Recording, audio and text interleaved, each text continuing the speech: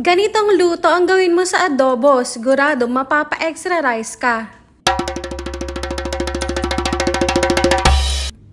Pigaan pa yan ng kalamansi, lalong sobrang sarap.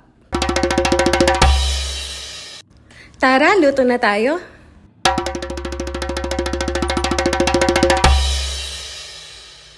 Ilalagay ko na itong karne ng baboy sa pan. Hiniwa ko na ito ng maliliit, hinugasan, saka matagal kong dinrain para hindi siya makatas.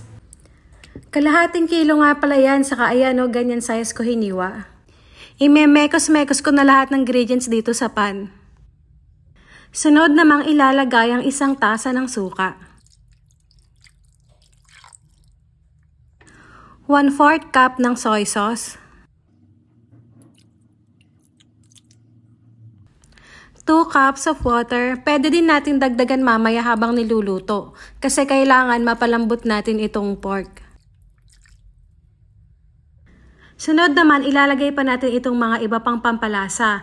Merong asin, bawang, cracked peppercorn, saka laurel leaves na galing sa prosperity bowl ko.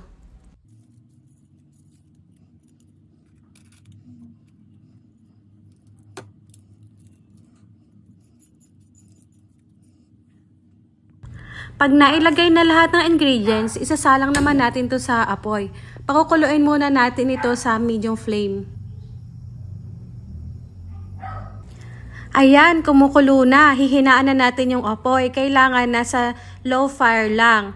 Tapos, hahayaan natin yan kumulo hanggang mga 30 minutes to 45 minutes hanggang lumambot yung karne. Tapos, halo-haloin din naman natin para mag-mix lahat ng mga pampalasang inilagay.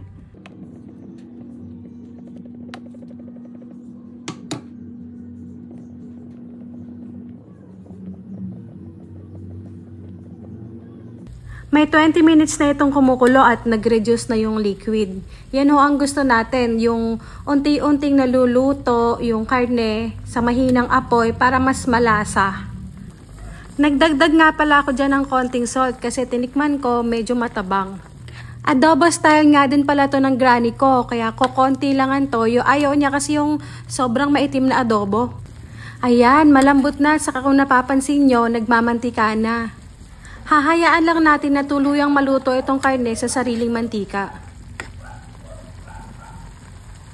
Ready ng lunch, sobrang lambot at ang sarap ng yung konting sauce lang na natira na nagmamantika, yun yung masarap.